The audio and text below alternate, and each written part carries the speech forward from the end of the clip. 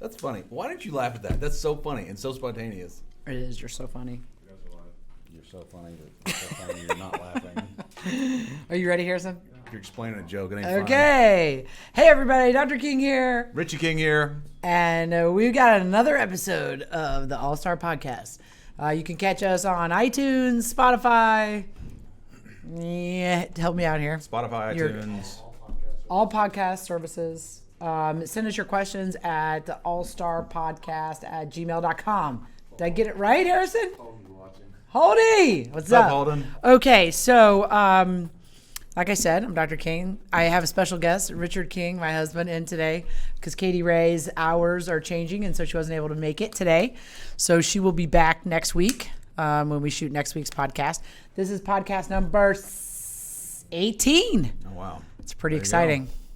So, yeah, so the podcast is here to answer your questions, talk about business, our family, not really, sort of, and any questions that you have in regards to veterinary medicine or anything related to the environment of veterinary medicine.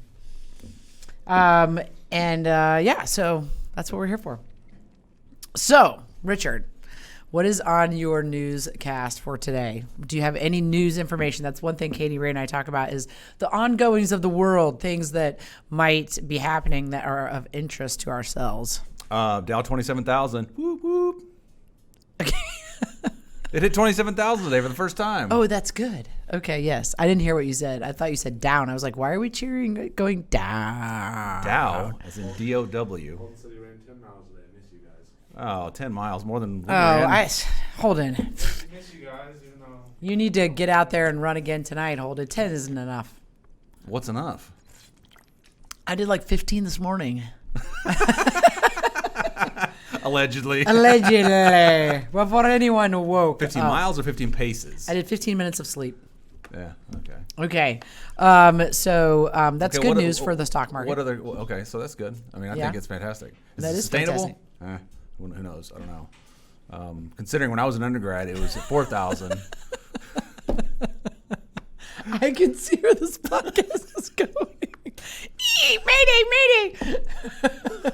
Okay. Okay, for those of you that hate money, stop listening. No, what? That's a big deal. It's a big deal. Yeah. So, anyway, what's your current event? Mine is easy because I've been getting lots of questions about it. It's the grain-free food question. So, I mean, we've been getting a lot of questions about... Let me back up a bit. What was the impetus for starting to provide grain-free food? I think that there was a lot of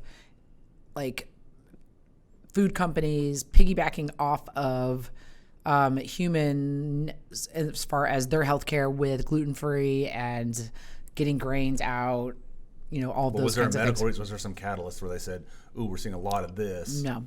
Really? So I think it's really a lot of now people will say, okay, well, there are a lot of dogs with allergies, and so that was one of the reasons why they formulated some of the diets. But I think if you look at it, historically when the diets were made and when they started being marketed and the boutique food groups and things like that were putting out the foods, I mean, it's really was revolving around that whole section of time where everybody was going like gluten-free, right, and all of that stuff with Crohn's disease and all of those things. And so then they just piggybacked off of that, I think, and in an attempt to appeal to people's that's interesting. That's emotions on that side of things. I think that's what I think happened. I think that one of my clients said, "We're sheep, aren't we?" Meaning like we just follow along, in regards to this topic. And the FDA, there was initially a group study done where an incident that occurred where there was multiple golden retrievers that were diagnosed with dilated cardiomyopathy, and then the diets got linked, and that's what put it on everybody's radar to the condition of the dogs. And so because we had there were multiple dogs so they don't of the have to test same food before they put it on the market? They do. They run them, but there's different types of testing that can occur and what's acceptable in terms of like a range. Right. And so they all the diets, most of them are AFCO tested. I mean, which is a way of testing diets to make sure that the diet can sustain the pet and the pet can do well.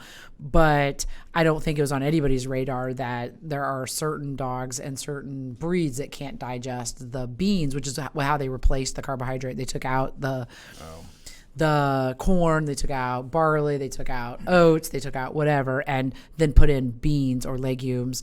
And there are some dogs that just cannot digest the beans into taurine. And so the FDA put out a study that was June 28th, wasn't it, Harrison? Something like that. Yeah.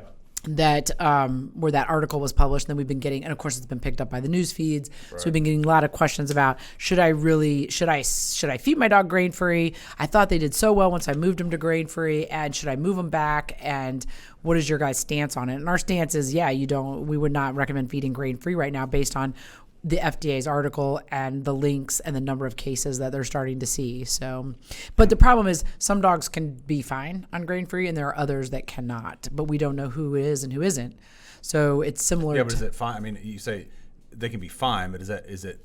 Meaning they don't develop dilated cardiomyopathy. Well, I know that, but I mean, is there a positive benefit? I mean, they can tolerate it. That's great. But I mean, is there something that it positively does that another food, if they were non-grain-free, does that make sense? Yeah, no, they can get exactly what they're getting with a grain-free formula with something else. Okay.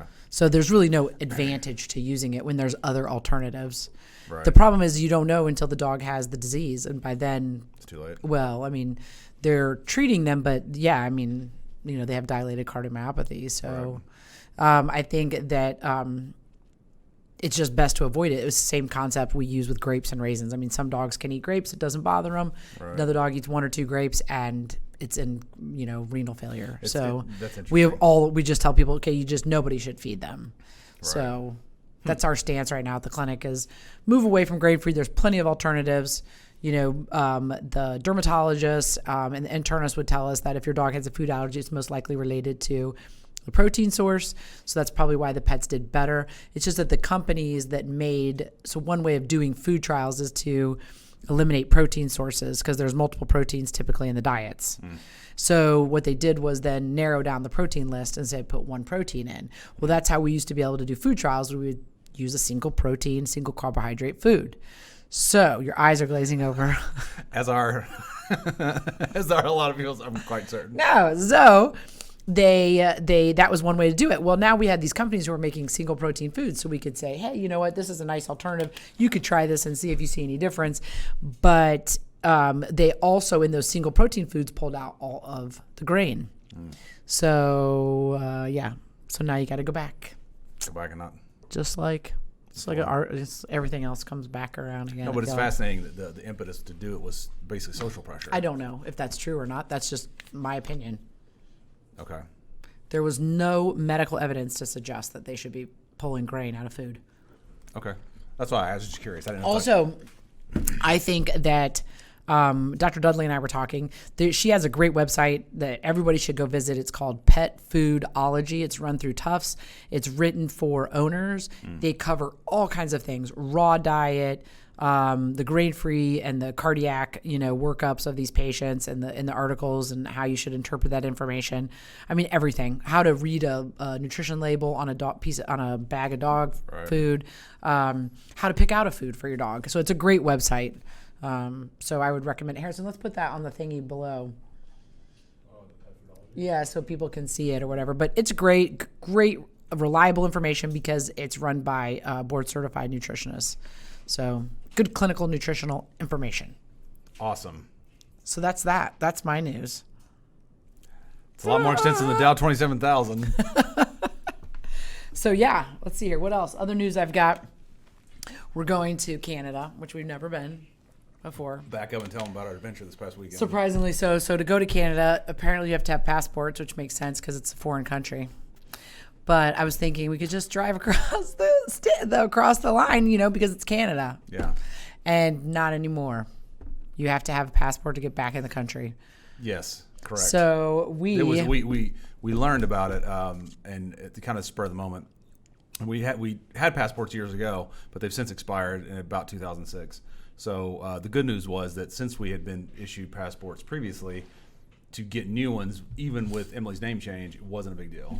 Right. So, but we still had to drive to Chicago, go through kind of the bureaucratic process to get everything. But to their credit, and I will say, the general perception with dealing with government, things like that, is it takes forever and it's inefficient. But I thought it was very efficient. It was good. So. And Fraser, I don't know who that is. Okay. But she asked, or he asked, so grain free or no? No grain free, unless it is formulated by by Hills, so their prescription line, Royal Canin's prescription line, Purina's prescription line. Those diets actually were tested on animals. So that's what those companies are saying about their grain-free formulas. And so most of the dogs can tolerate grain. So if you need a dog if you feel like your dog has a food allergy, then you need to use, right now we're recommending just going to a hydrolyzed food. So it has grain in it. So then you don't have to worry about losing. Somebody on Instagram asked that. Yeah. So Okay. good question. So Awesome. no grain-free. No grain free. Okay. The people in corn in Indiana, they're all excited. They're putting corn back in the food. So So back to Chicago. So yeah, we went to Chicago, got the passports. We got invited to go to Zoetis's World Veterinary Small Animal Association conference. Well, they're not running it, but the World Veterinary Small Animal whatever Association is running the conference, and Zoetis is doing a presentation there, and so we got invited to go to that. So that's what we're doing, and it's on pain control. So yeah, it should be pretty cool. I'm pretty excited because the DEA is bringing the hammer down on drugs in the veterinary world. Well, opioids specifically. Yeah. But that's it. It's not. I don't know if I would. I don't know if to say they're bringing the hammer down is. Oh, they are on veterinarians, absolutely. Well, They're going to make it very difficult for veterinarians to use controlled substances, which I understand, but we're working on a different species. I know, but they're not. Okay. They're making it very difficult. No, you have to. Okay, it's one extra step. No, that's not it. Now, according to some other information that has been released that Kayla Kenneman found out about, now we got to do all kinds of other things in regards to controlled substances. Storage. Not necessarily storage, just monitoring, and having But just assume for a moment that you keep no controlled substances on site and you script everything out. Based upon what I read, it looks like it's just an extra step. No, that's fine, but we don't just do that. We use them for surgical procedures. Right. So the exciting change coming. So the exciting thing about the Zoetis conference is that the presentation is that they've got some new things coming out that potentially will allow us to live in an opioid-free environment as veterinarians. Right. What? Yeah, so we're pretty excited about it because gabapentin's going to go on the controlled drug list. I would imagine. And yeah. just like tramadol did, and I think it'll be across the board. I think they're going to tighten it down so much that they may just phase it out basically, over time, even with human use. Yeah. So there's that. The history behind that whole the whole introduction of opioid in terms of pain management is fascinating. Yeah. Oh, absolutely. So. But so we're going there. We're going to learn about that. Bring back some good information. Yeah. Zoetis is also launching ProHeart 12. It's coming out in August. We're so excited. It just got FDA approval, didn't it? No. It's done. It's launching. It's out. It's coming. We've ordered it. It will be here in the middle of August. So all of you ProHeart users that are out there that are on ProHeart 6, you're going to be able to go to a yearly injection of ProHeart, which will last an entire year. You will give it and forget about it until the next year. I'm signing up for that because I can't remember. So, and if you're not on ProHeart and you want to know more about ProHeart, you just call and ask us. We'll tell you more about it. Sure, absolutely. It's a nice injectable preventive. Do you think companies are going to get away from the oral products in favor of the injectables? I think that they try and they're very innovative about their injectable products and what they'll bring to the market. But they still will use orals. I mean, there's there's only so many delivery. I think there's probably different roads they have to go down to do injectables versus. the molecule, the ProHeart molecule, was already out anyway, so it was probably easier, and it was being used in Europe, so it was probably easier to. But from a compliance standpoint, yes, absolutely. It's the injectables are 100% assure 100% compliance. Right. So you give a dog an injection of Convenia, which is an antibiotic, and it lasts for 14 days. You don't have to worry about the dog not eating it, somebody forgetting to give it, like myself, or, there's so many factors that go into making sure that the product gets delivered in the manner in which you thought you were scripting it out. And the injectables remove all of that. So then there's disadvantages to injectables. But yeah, it's from a compliance standpoint, and then also the preventive side of things, it really helps us with resistance because we have consistent protection. So we do not have to worry about oral failure. So when they take an oral tablet, there are cases where dogs are on oral preventives and then they'll still test heartworm positive. So those are called oral failures. So, and that's just nature of the beast because people can't remember to give it every month, or they're off by so many days, or, and then the parasites, they develop resistance over time. They're just really good at it. That's why we still have fleas, ticks, good things. Lyme disease. Lyme disease. Yeah. So anyway, we'll bring back some good information from that and share it with everybody once we get back. So what was your opinion of Chicago overall, aggregate, high level? I couldn't live in Chicago. It's a little busy for you? Too busy. A lot of people. Loud. A lot of people. It was interesting. I liked walking around and everything, but I wouldn't want to live there. Right. In the city. It's funny because I went downtown to sign some papers yesterday morning, like downtown, a block or so north of the Circle in Indianapolis, and it was interesting to compare the two. Oh yeah. They're two. It's apples and oranges. I get that, but it was after spending a day or so in Chicago and being used to that constant flow of people, that constant buzz, the constant sound of horns honking, and just the sheer concentration of individuals. And then to go to a place like downtown Indianapolis and there's nobody. Yeah, nobody's across the street from where I had to walk in, basically. Right. Put a few quarters in the meter, and that was it. Yeah, it's very interesting. So. It's fascinating. Yeah, it was beautiful. The architecture's awesome. Yeah, it was really fantastic, and a lot of the views, especially of the lake, were really cool. The parks are cool. Yeah, the parks are neat. A lot of really cool things to do there. But it was just kind of a quick in and out. We were there for about 24 hours, but yep, it was good. It is nice to live somewhat near a big city like that, and we're about 3 or so hours away. To be able to go visit quickly like that, see a show, or doing a quick overnight, and then come back. So you kind of get to enjoy all the benefits of a large city, while not having to deal with all the nonsense of a large city. Yep. So. What? What are you laughing at? I'm just laughing at the fact that I wanted to go up into that sky bridge, the sky. Okay, but those of you who don't know, this guy's really scared of heights. So she wanted to go up into the skybox? A skybox or something. I don't know what it's called. I was like, I'm not going up there. You go do whatever you want, but I'm not going up there. Go ahead. So then I go said, solo if you want. I was like, but I'm out. We're going to Toronto. We'll go up in the Space Needle. You're like, this is Madeline's interpretation of Daddy. Ready? So I'm like, let's go up in the Space Needle. And when, we got to do something that's Toronto, that is Toronto when we go there. So like, that way we can go. And he goes, nope. That's how Madeline says it. Nope. Rich, do you want to go up into the arch? Nope. Do you want to go over to the skybox? Nope. Oh my gosh. No, you No. didn't. Because Trevor didn't want to go. So I stayed in there with him, remember? So, yeah. Anyway. Nope. So. Didn't want to do it. Yep. I've been up there before, but it's been years ago.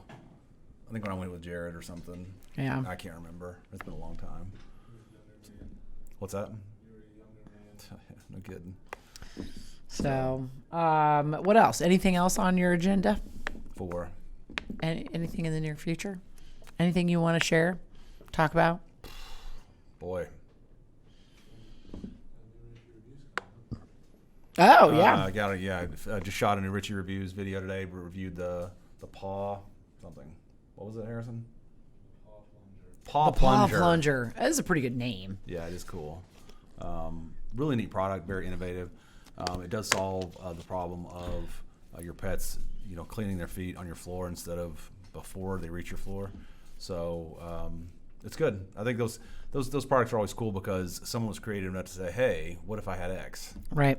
And they don't always work as planned. We've reviewed some products that they tout a certain thing, and in theory, if say the dog cooperated, yes, it would work. But sometimes you're kind of dependent upon them doing what you want them to do. Right.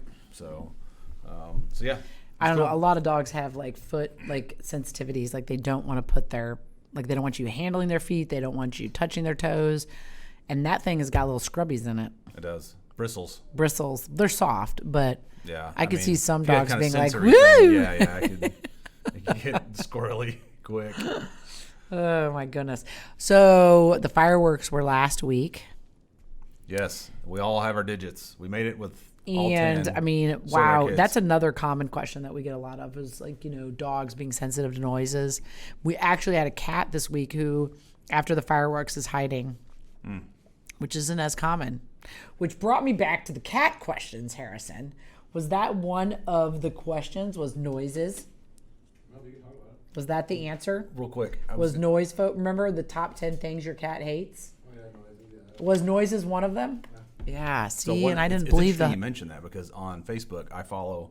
I'm from East Tennessee, so I follow. It's called What's Happening Now in Roane County. Well, no, it was interesting because several people had lost their dogs. Oh, because they took off after the Yeah, they noise? took off. Some of them must be either quasi outdoor dogs or something. But 2 or 3 people had posted, "Hey, my dogs went missing the night of July 4th, Right. so can't find them." So. It's probably because they were outside. They didn't need to be outside listening to. So anyway, Oh gosh. keep my thoughts on what's happening in Roane County myself. But anyway, it's always good for a good laugh. So. But there are things out there now for dogs that you can use, and cats. I mean, that to help take away the fear and the panic that occurs when they're hearing the noises. And we do know that Does the Thunder Jacket work or no? Thunder Jacket works, but you can't just slap a Thunder Jacket on a dog and be like, there you go. How do you feel now? Because the Thunder Jacket needs to be trained. So you have to put a Thunder Jacket will work, but you have to train what I call train the Thunder Jacket. So you have to put the Thunder Jacket on the pet and use it in other times than when the noise phobia is occurring. So Right. you put it on when they're happy and they're doing something they really enjoy, right? Because when you get the Thunder Jacket out, then they put it on. They're like, oh, I should be happy. I should be having fun. But if you only slap it on them when they're scared, then you pull the Thunder Jacket out and they're like, holy cannolis, I need to go. I need to run. Like, right about to light the firecracker, and they go, "It's secure, it's on." And then, it doesn't work. So, What but other I think what that's other the products? misconception. Let's see here. There's natural supplements you can use that some people will use that they've had luck with, like Rescue Remedy or Soliquin, Zilkine. Those are some oral supplements. And then some people will use, let's see here, DAP, which is dog appeasing pheromone. They'll spray it on. It's called Aptivil. They'll spray it on like a bandana, but most of the time the dogs that are really agitated need drug therapy. Right. So there's a drug made by Zoetis called Celio that doesn't cause sedation but takes away the edge. Dr. Duckwall used it on her dog. Really, it worked very well. Caitlin Shaw, who works here, used it on her dog. Worked really well. So we've had a lot of good results with it, and it just doesn't cause sedation like most of our other drugs, which are sedatives. The dog will sleep, but these dogs can continue to participate in whatever's happening, but yet they're not agitated or anxious. They're not panicking. Okay. So, and you can repeat it, the dose. And so that's been a real helpful tool. Then there's drugs like Trazodone, Xanax, acepromazine. Those will actually cause sedation so that your dog would want to sleep. Sorry. So Text. there are some contradictory effects that can occur. So if your pet doesn't do well with one of the medications, then you can see like excitement instead of the sedation. So what's the matter? What's the matter with the text? It's about Calvin. He's not feeling well. Oh, what's the matter? This is the youngest son. Sorry. Went to the zoo, got overheated. Oh, yeah. He does that, though. When he gets too hot, let me guess, he's vomiting. He's saying he might. Yep, he will. If he says he will vomit. So she needs to believe him Okay, that's what I'm saying. that he will vomit, because he will. when he gets nauseous because he's overheated. And then she needs to get him a wet washcloth and put it on his head. And Shall we just call her instead? Abby, you're on the podcast. we should totally do that. Are they at the zoo? No, they're back. Okay, good. When he's up in bed laying down, I felt like he's going to throw up. I have a feeling. Okay, let's just call her. Yeah, he's going to throw up. She needs to make sure that she's, or Johnny, or whoever, somebody up there, take care of him. Well, Yeah. yeah. You can't hear it? I don't think they want to hear about the child getting ready to vomit. Oh, is this Abby? Sorry. Who are you? Abby Maroney. Wrong Abby. I have no idea who that Abby was. Sorry. Oh, goodness. It's the day in the life, man. Hey, Abby. This is Rich. Hey, you're on the podcast, just so you know, but we wanted to call you because... I'm sorry, I can't hear you very well. It's cutting out. Hold on. Because you're at our house where the reception stinks. Can you hear me now? Can you hear me? Richie? Yeah. Hey, Okay, I got you now. can you hear me? The reception at the house is not very good, so... Okay, yeah. So he was at the zoo and he overheated. And now he's saying he's nauseous. Yeah, probably. I mean, we got water bottles when we were there. He's just laying in bed right now. Yeah. So he will do that. If he gets overheated, then he will get nauseous. He will vomit. If he says he's going to vomit, he'll vomit. So I would, take him to the bathroom or whatever, and then he'll probably puke. He'll feel a lot better. And he likes, if you put a wet washcloth on his head or something like that, that'll make him feel better quickly too. Okay, cool. And usually once he tosses his cookies, he's good. He'll lay down. He might fall asleep because he worked himself up, but he won't typically continue to he vomit. fell asleep in the car when we were on the way back. Oh. So now he's, I tried him to eat a little bit of lunch, but he wouldn't eat anything. Yeah. Went to the bathroom already, and he was gagging, but he didn't throw anything up. Okay. Yeah. Check his trash can in his room. Okay. Because that might be what because he's very good about making sure he hits the trash can usually or the bathroom. Good. So Good to know. yeah. Pro tip. So okay, just let me know if you need something. I will. Okay. Bye-bye. Bye.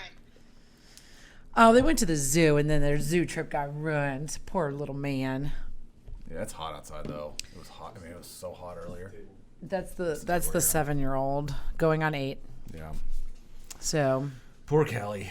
Yep. But he does good. He's good at knowing that he's going to do it. Yeah. You better believe him when he says it. Yeah. He's not making it up. No, he wasn't.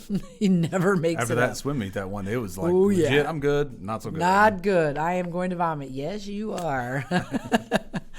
Okay, so Sorry. all right, so other news. That's really it for my topics for this week. I'm trying to think if I've got any other topics. I don't think so. Do you guys do current events or no? Oh, we're on episode 6 of Stranger Things. Oh, it's good. It's a good season. Darkness Yes. abounds. It really reminds me of Poltergeist and Goonies from when we were kids. It's really cool. I think they do a great job of capturing, the innocence, but then slowly ratcheting up the seriousness of the situation or whatever. But you still, they've got the one character on there that likes ice cream. I mean, it's very. Yeah, but it's a real throwback to the 80s. No, it is, They've though. done an amazing job Yeah. of making it feel like the 80s. It's amazing. Yeah, it's like you step back in time. Yes. It's truly. And, that's And one for thing- us to grow up in that, Yeah, I mean, it's it like is you go, yeah, legit. it's There, exactly- it's like the detail. Yeah, it's so good, and I love Steve's character. Steve. Steve, the guy, the 18-year-old, the guy who is the ice cream scooper. Oh, yeah. Yeah. Sorry.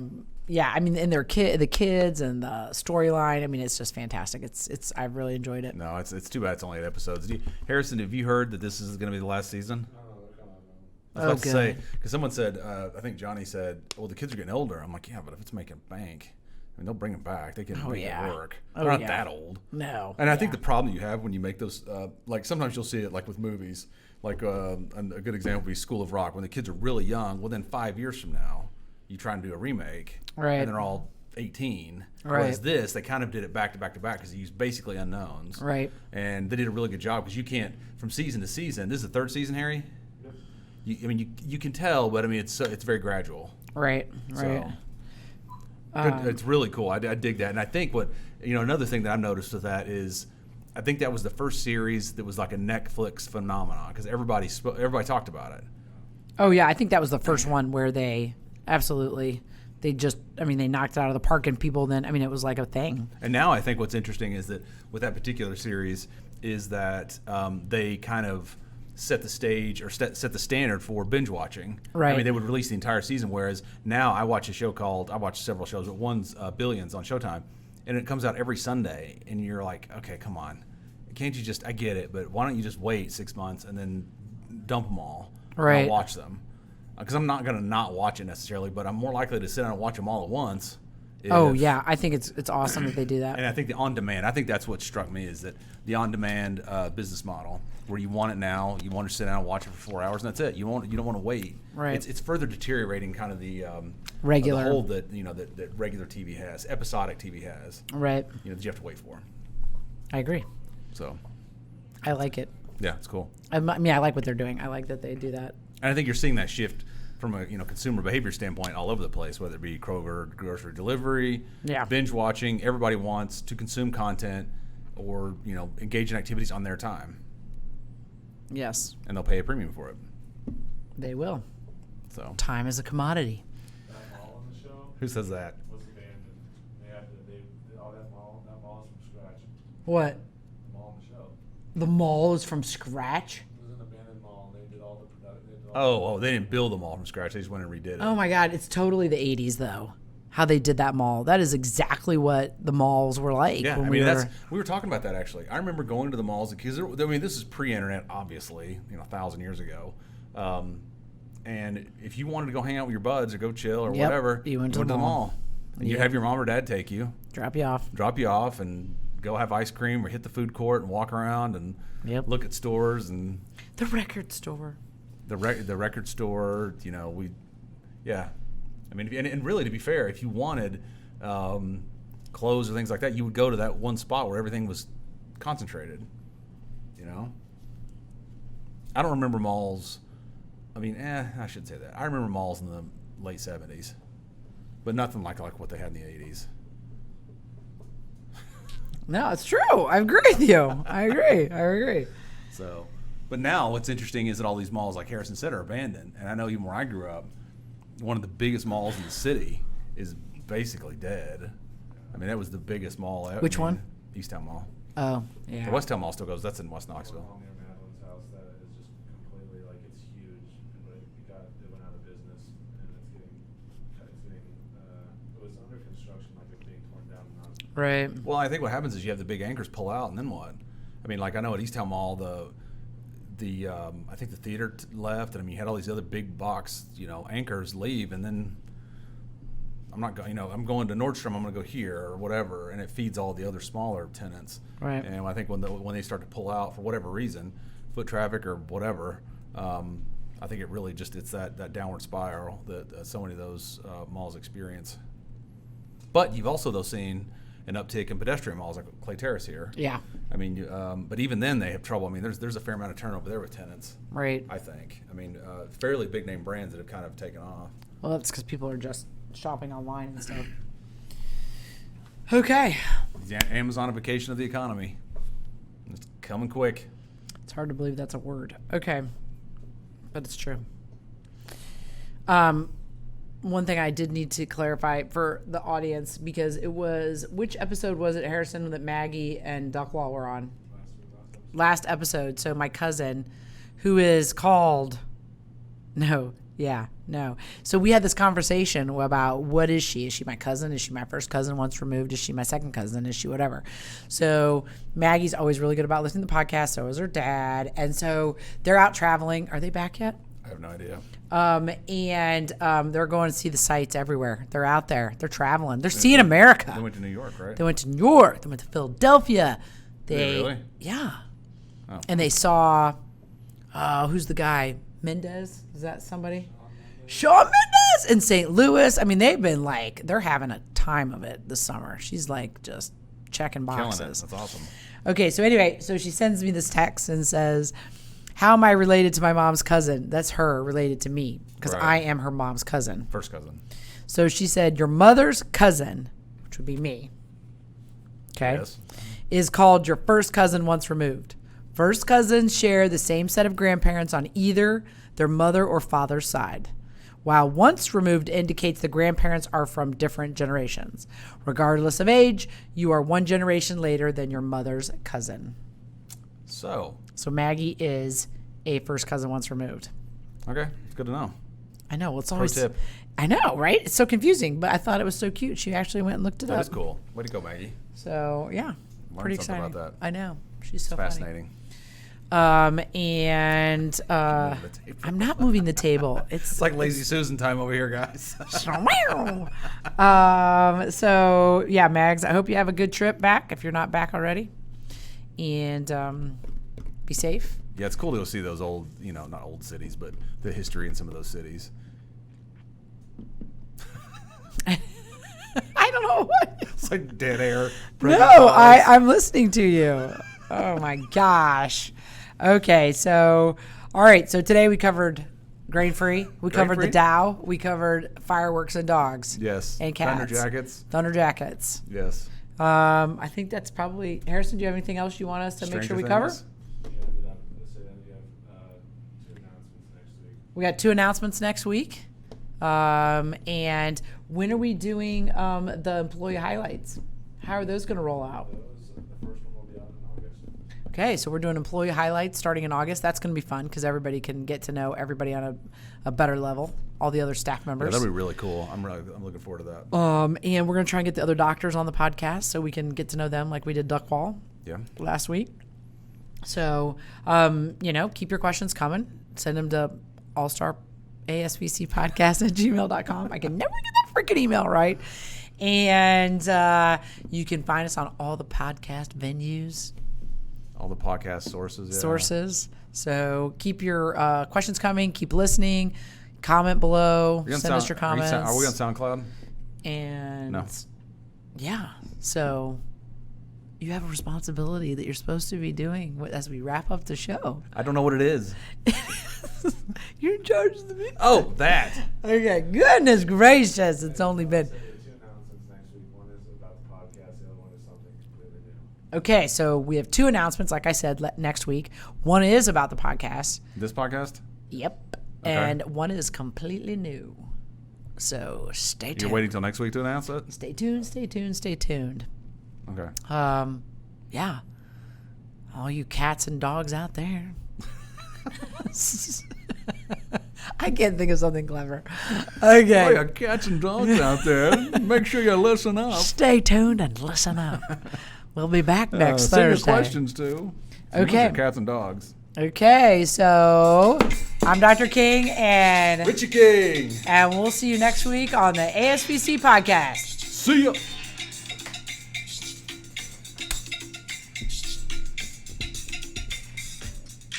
You gonna dance? Gotta dance. That's not dancing. You gotta dance in a chair.